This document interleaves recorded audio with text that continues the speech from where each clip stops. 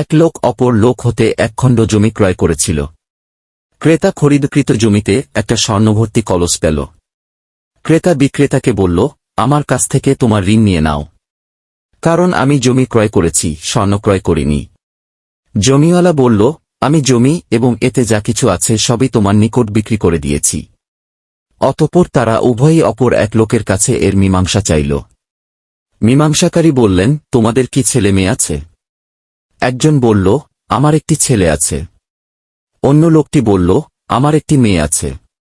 মীমাংসাকারী বললেন, তোমার মেয়েকে তার ছেলের সঙ্গে বিবাহ দাও, আর প্রাপ্ত স্বর্ণের মধ্যে কিছু তাদের বিবাহে ব্যয় কর এবং বাকি অংশ তাদেরকে দিয়ে দাও। আবু হুরায়রা রাদিয়াল্লাহু আনহু হতে বর্ণিত, বুখারী হাদিস নাম্বার 3472। শিক্ষা ১. আমানতদারিতা মুমিন চরিত্রের অন্যতম বৈশিষ্ট্য। ২. অন্যের জিনিসে লোভ করা সঙ্গত নয়। ৩. হালাল পথে জীবিকা অন্বেষণের চেষ্টা করতে হবে এবং হারাম বর্জন করতে হবে। ৪. বিচারককে প্রজ্ঞা ও দূরদর্শিতার অধিকারী হতে হবে।